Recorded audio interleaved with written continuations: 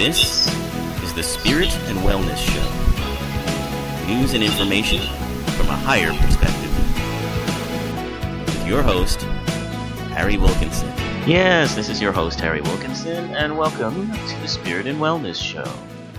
This is the show where we take a look at the days and weeks events, happenings in the world of politics, technology, the environment, anything and everything that comes across or interacts with us during our day or during our week. And we take a look at these things from a higher perspective.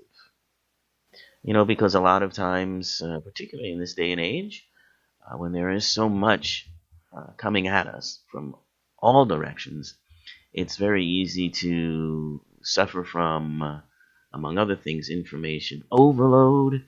But not only that, these things have very real consequences and effects in terms of mood, in terms of stress level. Even though you might not think that, let's say, a news report about something, terrible that's happening in the Middle East or something like that would, have an effect on your day. It does. It does. Subtly, it does. So this is a way that I think, and I found it to be helpful for me, and why I do this show is to keep my focus on it. Because it is a focus that can be easy to lose, particularly when you're starting out, trying to use this kind of an approach. But based on a metaphysical belief system that I feel resonates with me, the idea that we are creating everything around us, including these stories, which we may or may not find to be troublesome, or some we might find joyful. But in any case, we are creating them all, which also means that none of them are real in the sense of the true reality of who and what we are. However, we create them with such power, with such amazing detail, that they feel very real. They feel so real that we get caught up in them. And we forget the truth of who and what we are, which is unlimited, one divine mind, powerful beyond measure. At that level where we are, at the I'll call it the creator level, the level where we're creating everything, we are beyond all of these situations, feelings, emotions, dramas that we engage in these illusory sort of worlds, and in these illusory sort of, you might call them holograms. Because when you are, part of the one divine mind, and you know that, you don't experience those things. So what do? We create these worlds, and we create a version of ourselves that is less than, that feels weak or confused or in pain or incapable or unlovable or many, many, many other things. That is not the truth or reality of who we really are.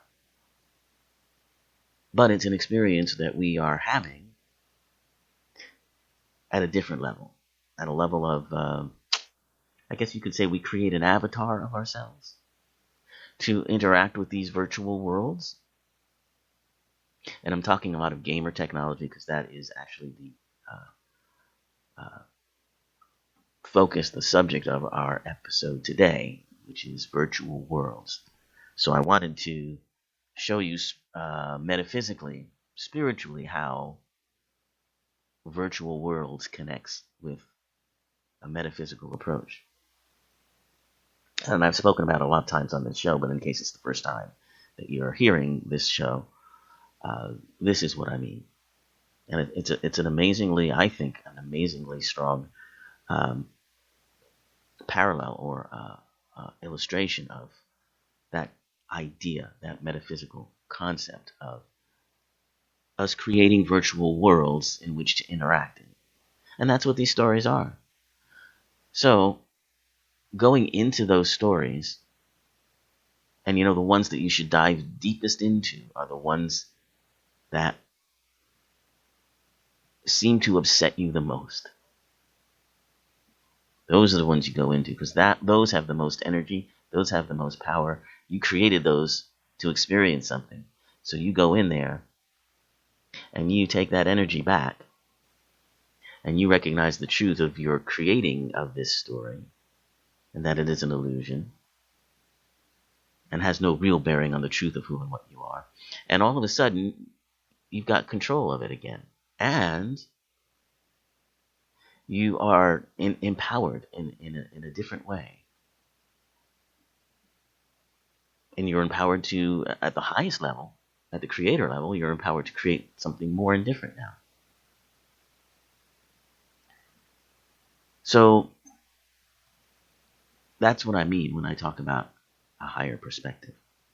Now, many people disagree with this approach. Many people think it's bizarre, foolhardy, perhaps. The idea that what's going on right in front of your face isn't real. Well, there's been an awful lot of literature about that. There's been an awful lot of reflection about that. There's been poetry. There's been quantum physics research. There have been movies like The Matrix that talk about that idea.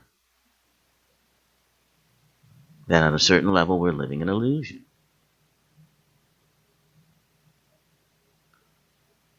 So, suffice it to say, it ain't just me, folks. Okay? It ain't just me. So, moving on today, as I said, we're going to be talking about virtual worlds. Now we're going to be talking about virtual worlds in a slightly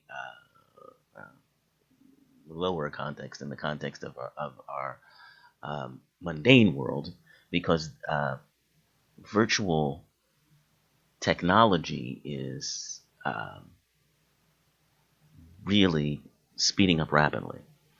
And it's one of the things that is going to be, I think, pivotal, key to the transition era that we are now in.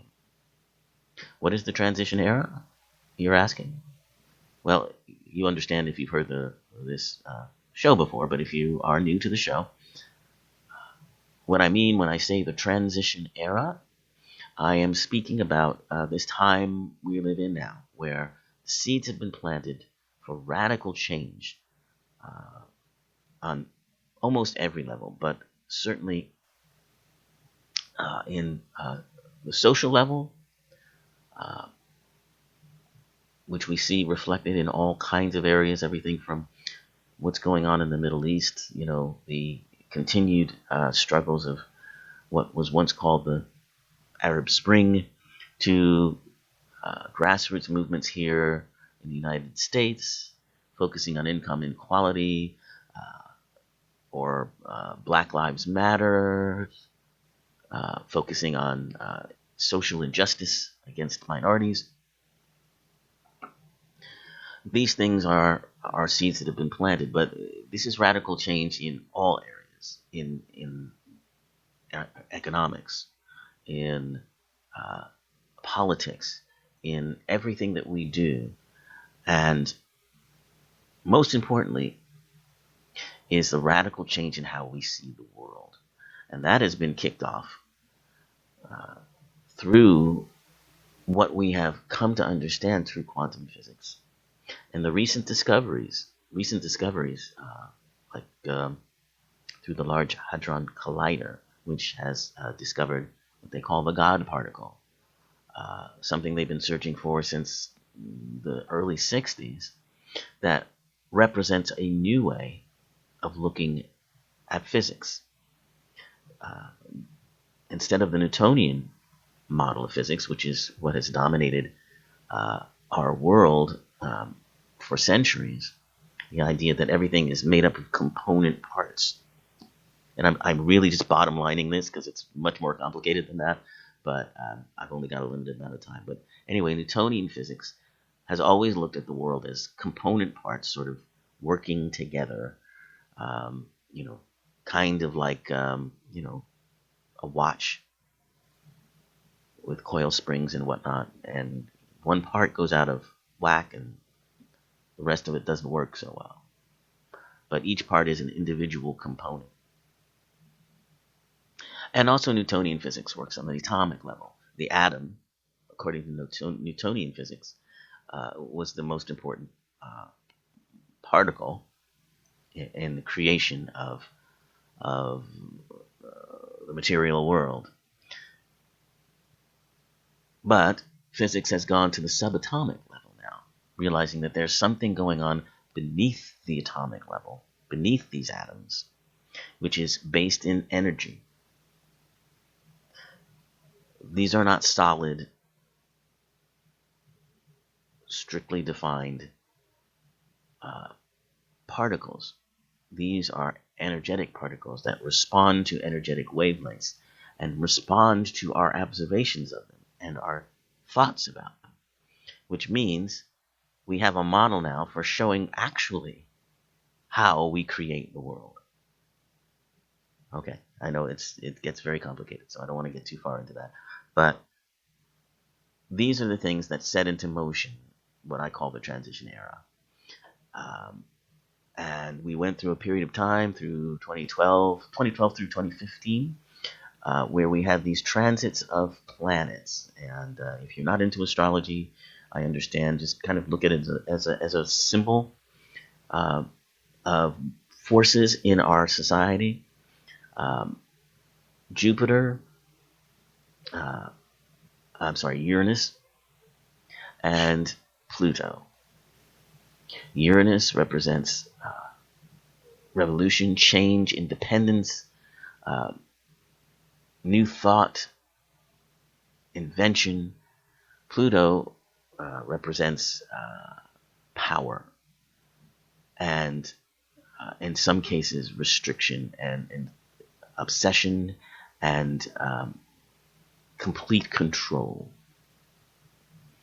So these are the two forces that have been at odds with each other and having various transits, as they are known in astrology, through that period of 2012 to 2015. There are also the slowest moving planets in our galaxy. So in astrological terms, what they represent are long-term social trends.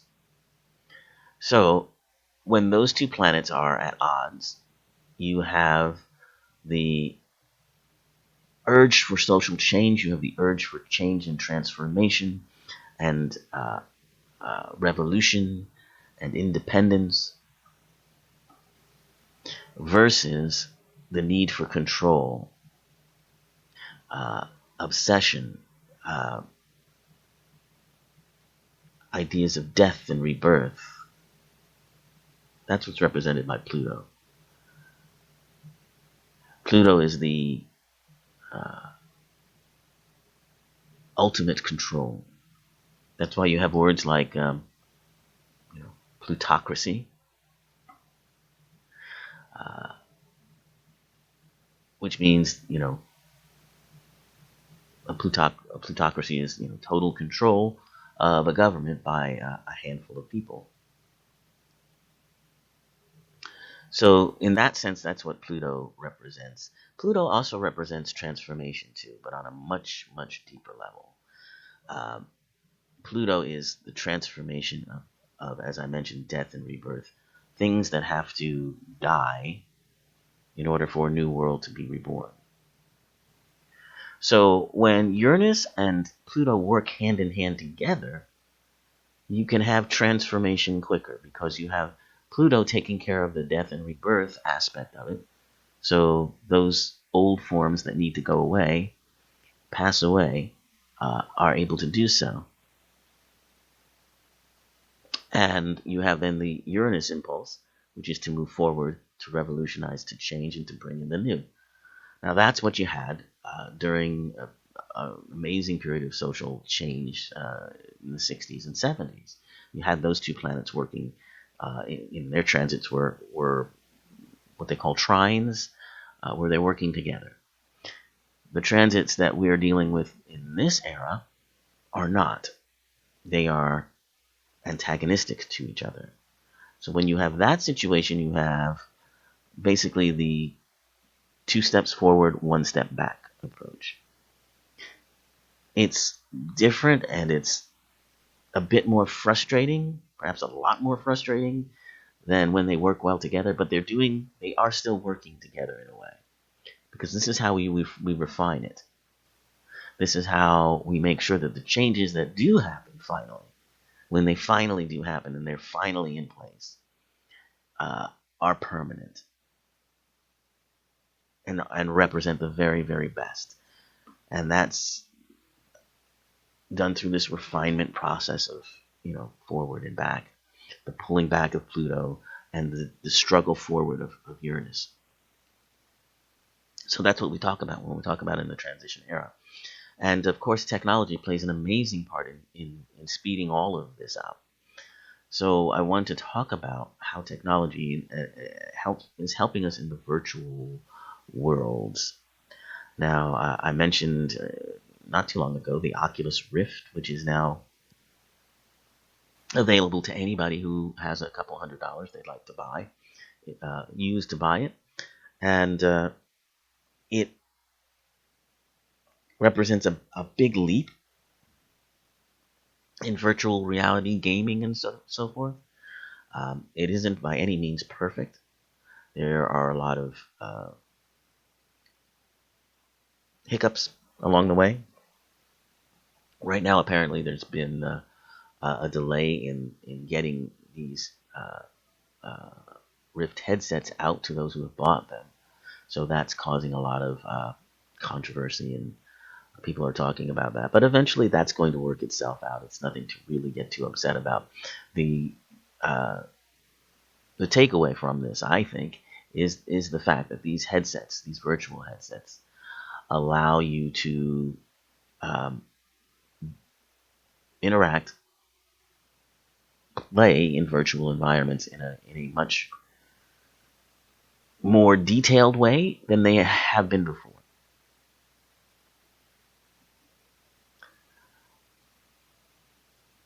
And while those who've used it, and I've heard people who've used it talk about it, say that it needs more polish, and it isn't perfect by any sense of the word, it's still a beginning.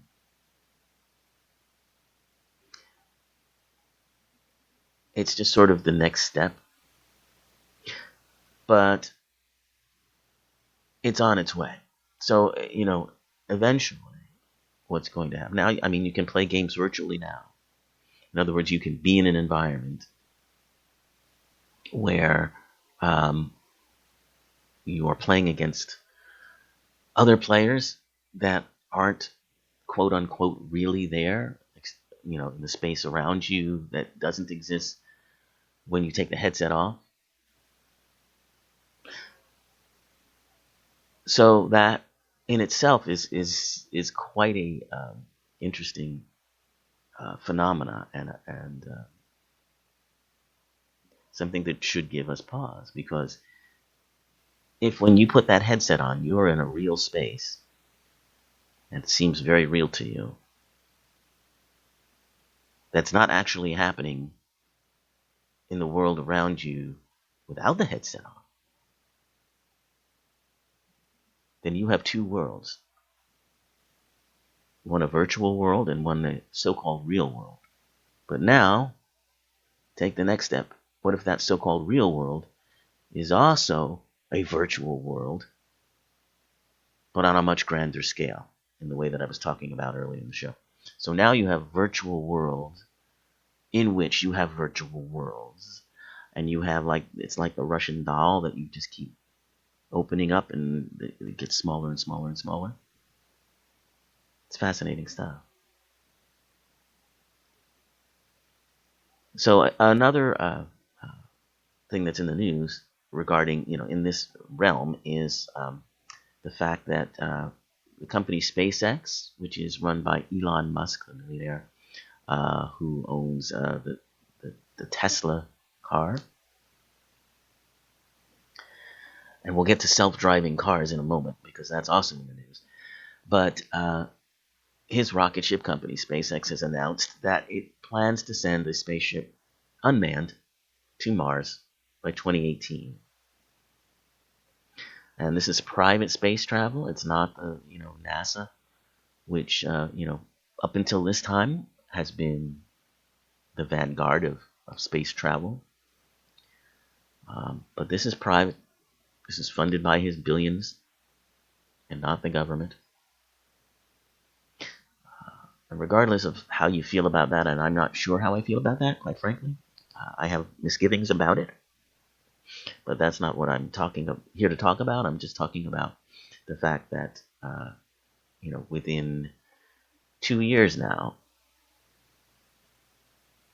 we'll have, a rocket to Mars.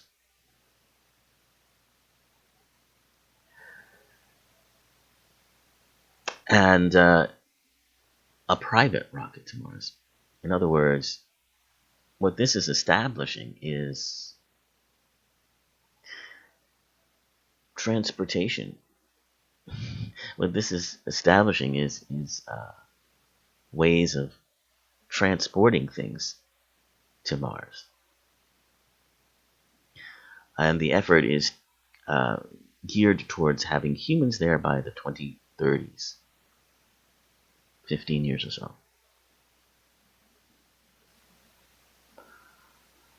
But because of restrictions on NASA's funding, it's now up to the billionaires. So what will that mean? Well, when you have private companies, that means there's private interests involved. And ultimately, people want to make money from the effort. So that means that space travel, humans being in space, or perhaps colonizing on Mars, all of that can happen, but it's going to happen as part of an extension probably of a capitalist model. In other words, you're going to see the wealthiest people have access to it first, and eventually, maybe it gets cheap enough for others to do it. You're going to see advertisements. If you've ever seen the movie Blade Runner, there are fantastic scenes of the future of Los Angeles in that film, and one of many of the features of it are these advertisements for off-world colonies. The book itself has little advertisements that are actually just insects that fly by you and try to sell you something. So you'll have that kind of.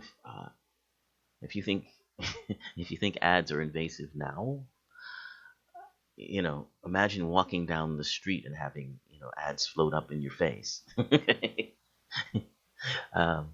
This may be what we're in for. If the privatization of it is, continues in the direction it's going. Now, NASA is somewhat involved in this. It's offering some technical support, but again, it's not. The government, the people, are not involved in this. Corporations are involved in this, and I always think that that's a tricky situation. I'm glad that advances are happening, but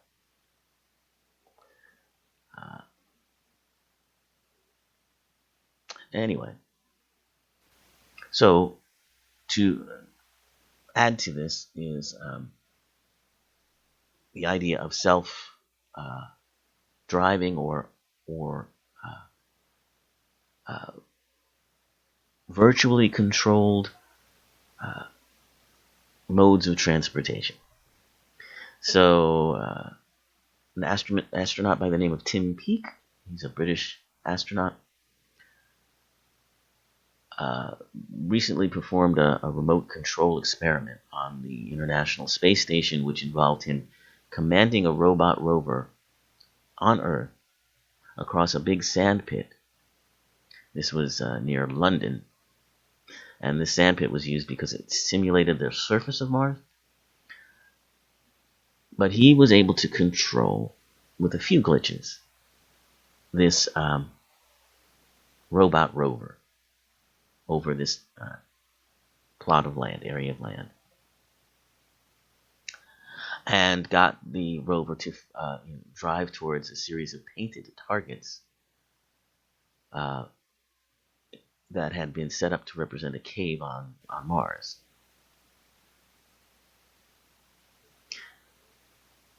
And this was all part of a project to see if astronauts could remotely control systems on other worlds.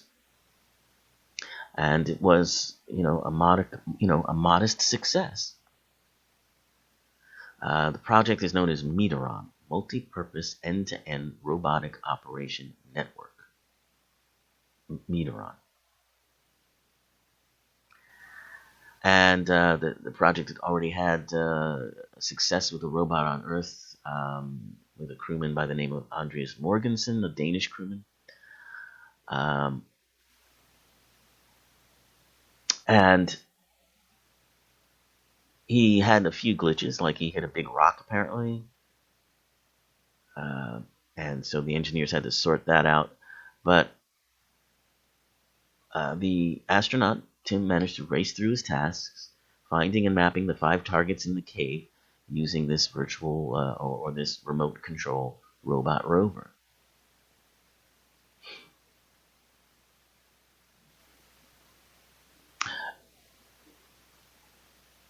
And since everybody involved in the project seems to be quite pleased with it,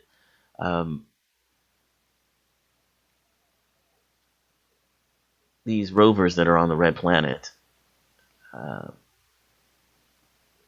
are highly autonomous. In other words, you can instruct them to go someplace and they will sense their surroundings and go somewhere. That's apparently a slow process, but it does have an autonomous navigation system.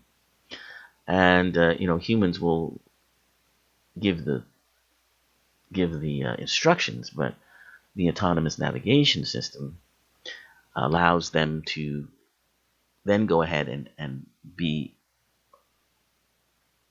accomplish the task on their own without having to be guided or driven by a human. Fascinating stuff. So you can have astronauts, or you could have people or astronauts or engineers here directing things on Mars or vice versa. And this all brings us to what's going on now with the driverless truck. Now, we've talked about driverless cars now, but there's been quite a major advancement in driverless trucks, which are able to, with much fewer CO2 emissions, deliver goods without a driver.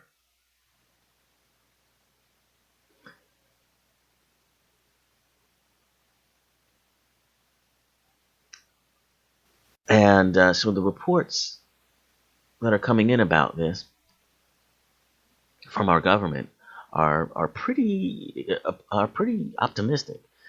It says and these are reports from something called the Carbon War Room, which is a government think tank, if you will, trying to find ways to reduce carbon emissions. And according to this report, if the sector enjoys growth as high as is predicted, the emissions from commercial trucking alone will jeopardize the world's chances of meeting key climate stabilization targets. And he was talking about the trucking industry. And this is a way to increase efficiency and bring down, greenhouse gas emissions. So in 2011, the fuel efficiency rules were rolled out. And these driverless trucks, particularly this one particular driverless truck called the Daimler AG in Hanover, Germany. And this truck is called the Future Truck 2025, which they are saying is going to be the next generation in trucking. Can reduce fuel consumption and navigates using a highway pilot system. So it also, like the space vehicles, has an autonomous navigation system, which involves cameras, radar, sensors, and continually transmitting its position to other drivers and traffic control centers. And it also has a blind spot assist feature to help with lane changing and to alert drivers about other vehicles and stationary objects on the road. Technologically wise, these driverless trucks aren't far off, and there are some cars on the road today that have these sorts of collision and lane changing assistance.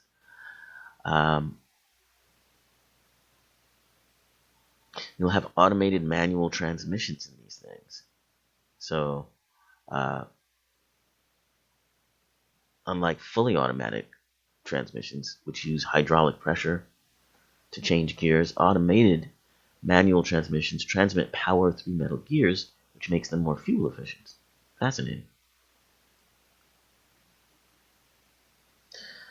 Now, these technologies are going to be a bit more expensive, apparently, but